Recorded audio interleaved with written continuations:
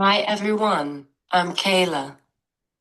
Today we're talking about homeschooling. If you notice pauses during our conversation, that's natural, we're processing or reflecting, and it's part of how we talk. Before we start, a quick note. This episode is for educational purposes only and is not a substitute for professional medical advice, diagnosis, or treatment. What is homeschooling? A lot of people think that homeschooling is the opposite. It's anti-schooling. No, it's not. You're looking to educate your child in a way that you don't feel is represented maybe in the school system. And in our cases, when we're looking at more so special needs, but this is for everybody, again, you might have special circumstances that go on top of that that have to do with maybe immune systems or medical conditions that your child can't pursue schools. It might be that you don't have a good match in your area for what you need. A lot of rural areas are not set up necessarily for, let's say, specialties of autism and so forth that you might find more in a city environment. Arizona, where I'm at, is a great example of that. We really only have the three big cities, Flagstaff, maybe, but Phoenix and Tucson. So if you're in Bumblebee in Arizona, you might not have the best IEP program in your area, and it might be something that you are brought into in a homeschooling environment. Homeschooling allows learning to be shaped around the child. Right. And being shaped around the child's needs. It could be sensory needs, it can be environmental needs, and it just could be the needs of the family that again, your views and the way that you want to bring your child into this world are different than what you're seeing in your school system. So homeschooling has great advantages, and honestly, it's a huge network. If you don't think that you're on this on your own, like without a school system, you've got nothing. Homeschooling environment in most states, and even as a like a federal foundation and so forth, there's a lot of opportunities.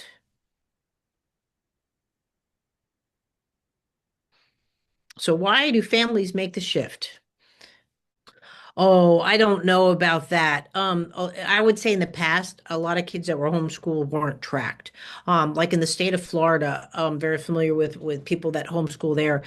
It's very strict. Your children actually have to be tested by the state constantly. Where in some states still, it's sort of like, see ya, have a nice day. And in our case, in Arizona, as far as I know, you still can be on your IEP from the school system, right? And maybe even therapists have to come to your house to offer certain services. But we also have state-based services that can coordinate with that. To help while you're maintaining. There's charter schools specifically for a special community. Like my son started out at Foundation for Blind. That's not a homeschool environment, but that's still a removal from the school system into its own environment. Did you ever try homeschool? No. And why do I say that adamantly? Honestly, it's because of me. I did not want my child's or children to realize that there were more opinions out there besides their mothers. I wanted them to have that environment. Not that I needed a break from my children. I was a den leader for Boy Scouts. I did karate with my kids. I'm a very active parent. I did if the aide didn't show up, I was there volunteering. Yeah. Anything to make my child successful. Um, but the opportunities too of other children and that they can reflect on and do something different. And another big reason was my oldest, he's a real artsy band, music, choir. He did collegiate a cappella, big time. He played band ASU kind of thing. You're not going to get those kind of the arts or bands, that community effort in a homeschooling environment. But that being said, if I needed to, I could have done it. So it's not that I chose not to. It's just that I was very fortunate. The environment that we needed for both kids was there through the school system. When families shift to homeschooling, it's not the biggest change isn't necessarily academic. It's how the days feel. With some children, you can be more condensed. Like as an environment, my son did better in the mornings, right? And so one of the things that you can take advantage of in the homeschooling environment is around your child's daily needs and when they're most successful. You don't always get that, let's say, in a school environment. Um, they can be produced, but again, these might be one of the reasons why your child might not be able to handle a full day of school, or they can't handle going from the classroom to the library to the choir center, or they're seeing to the lunch hall. That alone just in Less transition. transitions too. Yeah, less transitions. Those are fatiguing. Transitions are very fatiguing when you have to think about them. If you don't believe me, tonight, everybody take off a tube of toothpaste. You always do it, let's say, with your right hand, do it with the opposite hand and see how much more just that simple task, doing it non-habitually. And you have to think about, and I'm talking about, and then also figuring out this versus this to put it on your toothbrush. It might seem very simple, and you're still not going to understand what it's like to have to think about transition skills. That's all I'm talking about. That's a lot of work for some people. Mm.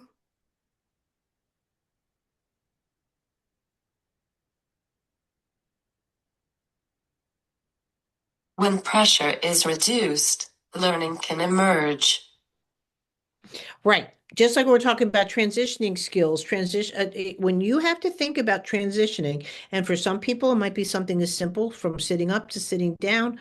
Maybe at home you have better chairs, right? You go to the office and think about like, oh, I wish I had a better chair like I do at home. Go, guess what? Go buy yourself a new chair. But for a child to sit in a classroom chair, that's like sitting on a skateboard for some kids. And this is why too, they get looked at as maybe ADD or bouncy.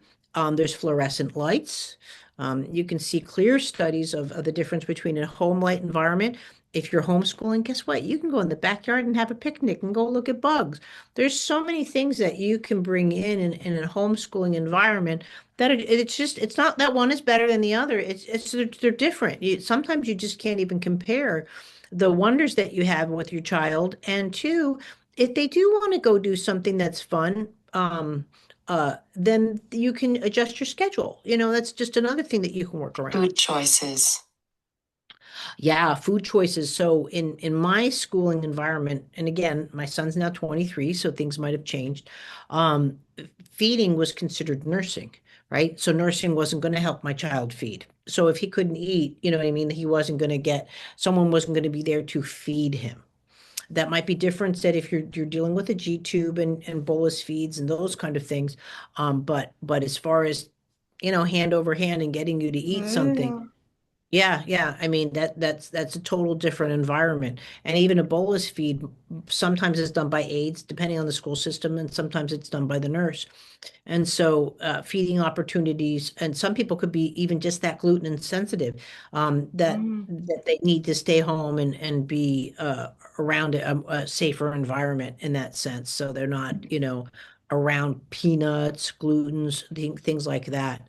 Um, because people just they don't think. It's not that they're doing anything malice, but you're thinking you're giving your kids M&Ms, but they have peanuts in them. But for a child that's anaphylactic, they can't even handle the dust in the air, of peanuts. And so that might bring you to a homeschooling environment.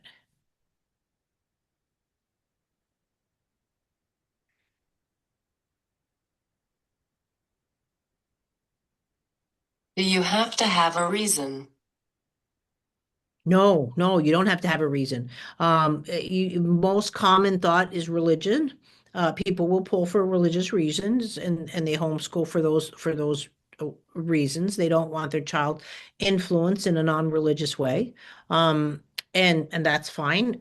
But you can be going for um, uh, just your needs. However, in some states, like state of Arizona, that system will pay you to homeschool. So if you have a child with autism right now, I want to say it's like $35,000 that you get for your homeschooling.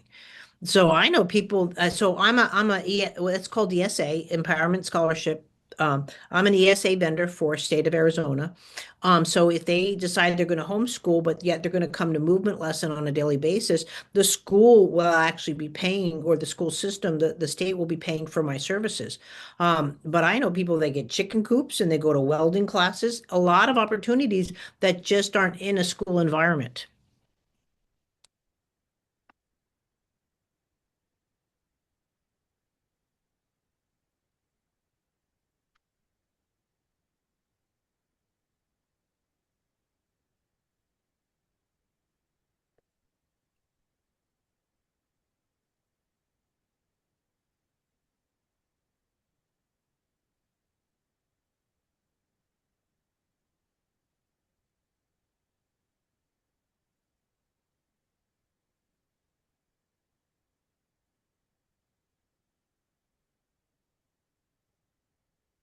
Now, if you are not a traditional therapy,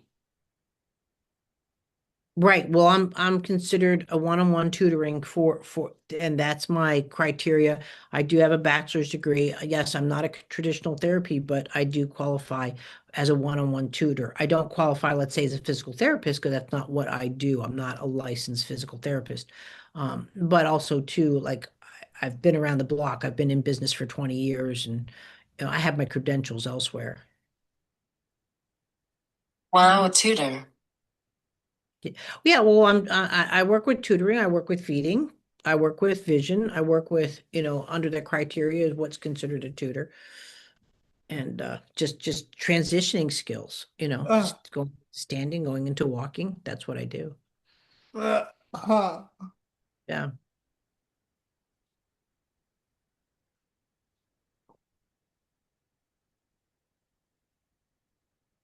Progress may look different, but it is still real. Right. So when you're homeschooling, there are a lot of avenues that you can have online. You can go look right now if you're even thinking about homeschooling. A lot of different credentials where they have lesson plans, as you're familiar with. I know here there are quite a few groups. So let's say every Wednesday they meet at a different place. So you get a field trip literally every week with your homeschooling group, right? So you might not be homeschooling or even follow their criteria, but at the same time, you can be where, like this weekend or this week, they're going to the science center. So you're just going with like-minded, and so that your child has their stems, meaning they're what they're looking for. Like maybe it's like a go search, or they have their project on dinosaurs, and they have to go research and find the dinosaur in the museum, and they turn a field trip into a homeschooling event. And so like again, nowadays to go on a field trip, good luck in a natural environment of your school, but at Yeah. homeschooling, you literally could be camping and turn it into a homeschooling event. I know people that homeschool when they come see me, and the other kids are literally taking advantage of the botanical gardens and things like that, and they do their homework, and the parent has it all set up. There's homeschool, like if you want to go to the botanical garden, sorry to be rambling, there's a homeschooling event on the botanical garden, and you can look it up, and your kids can do like a go find me. They can have to do a paper on cacti and succulents. They can have to do a paper maybe on the origins of the park. It all goes into a homeschooling. Someone's done the work, right? And so lots of times you just have to download it and go. You do need a printer at home when you homeschool. So a lot of, Movement is connected to everything. When the right. body becomes more organized, more becomes possible. Absolutely. And one of the things is that with homeschooling, if you do have a child that is more complex, I'm sorry, they do get to move a lot more at home. Um, I'm not saying standers are bad and walkers are bad or wheelchairs are bad. But in a school environment, they might not be set up that they can take your child from the wheelchair and let them to lie down for a little bit and bring them back again, and those kind of things, or they might be in a stander and Mm. instead of being able to go around with their peers. In a home environment, you are more, hey, it's time, let's go outside on the swings, let's go out, that you have more of that independence in your day's events, Mm. that do offer more movement for your child.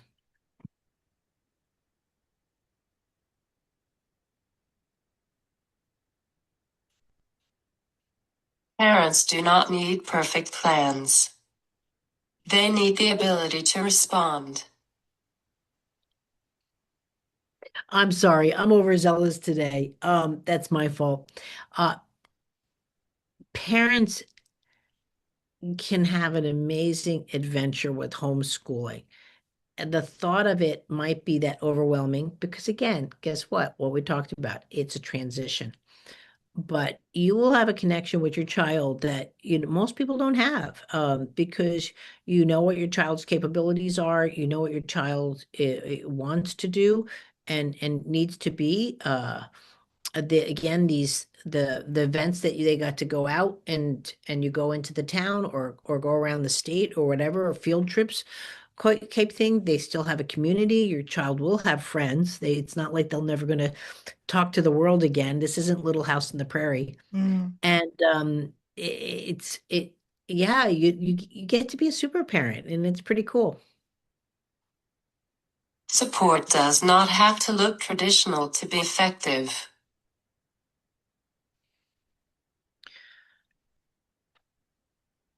Support is who understands you. Support is being able to get things done. And when you are in a position where you can't get certain things done, you feel unsupported. And so the clash of maybe an IEP not working out, or this type of classroom not being, or maybe the commute, maybe your child has to go on a bus. These are all valid decisions, and they're your right to decide if that you want those things in your life. And if not, again, we're just here to say that not that homeschooling is better than schooling or schooling is better than homeschooling, that this option is there for you, but it's not archaic anymore. It's really, if you just go do a Google search on homeschooling and availabilities for lesson plans, and you can put specifically into your child, and AI can help you with that Mm. too. My goodness, even if you wake up that day going, what am I going to do? This is what I have to do. These are my child's needs. Use your AI and boom, you've got it. And you've got a whole lesson plan, and you're ready to go. When the right support is in place, new possibilities can emerge. Yeah, absolutely. But I do want to say too, though, if you are homeschooling, consider your living arrangements. You want an area of your house that says we're here to do school. And it's not necessarily the dining room table. It can be, but please, if you've got an area that you can set up for your child, maybe a third bedroom, maybe, and if you don't, then it is the dining room table. But have an area where your child feels invited. It's time for school. They can let a project continue maybe throughout the week. You can't do that on the dining room table. You have to clean it up and put it Mm. back. That they can feel that they can work on something. And that's another thing homeschooling does. You can work on something sometimes a lot longer, and allow that continuity of care to come out versus, you got 2 hours to draw a picture and you're done. Mm. And a child can also, if they have an interest, let them run with it.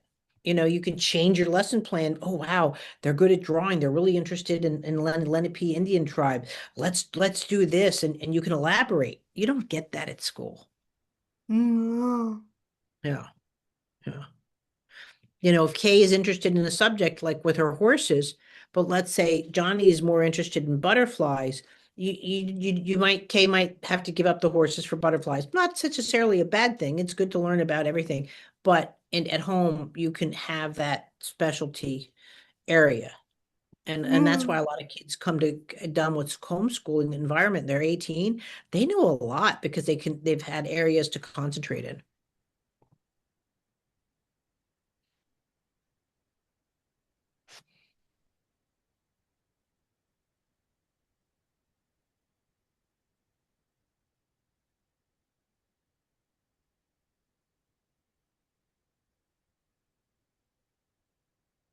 And appointment schedules. Oh, that's a big benefit. That's a big benefit because some schools realize, like Foundation for Blind, like you are off on Fridays to make your appointments, but maybe the doctor that you need to go to is not, Friday's not an availability.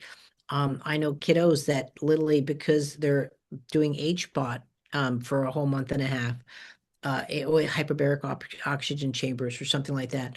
And that's a daily thing. They can't go to school. So sometimes it's not maybe a full-time homeschooling environment, but it's a supplementary homeschooling environment. The school can send home it's a curriculum, but at the same time that you're adding your flair to it of homeschooling.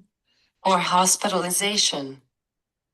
Right. Yeah. It again, that's great. What I did in the hospitals, if I had long stays, I was big about Tupperware tubs. So my son was Legos were the jam in hospitals, but you're gonna lose pieces. So the top of the large tub works as an environment to work on, and then the tub keeps all the pieces together, let's say. But you can do that with arts and crafts. You can do it with your curriculum, and you just have your, maybe 2 to 3 tubs that you can pull out. You can wipe them down and keep them sanitary, and then you bring them out as you need them, if you're working because you're sick, and that so everything's there. There's nothing worse. Well, homeschooling, I will say you have to be a bit more organized. There's nothing worse than, oh, I have to go over here, I have to go over here, and your kid's sitting there going like, what's going on? You need to keep them engaged, and that's what teachers are good at. But when you're homeschooling, you're also a teacher. Mm. Yeah. You have to realize homeschool isn't about pulling away from education. It's about redefining what education can look like for your family, for your child, for you as an individual. And guess what? If it doesn't work out, school's right there. You know what I mean? Like, if it doesn't work out at school, if it doesn't work, it's not like you've decided I'm going to homeschool and I can't go back to the school system.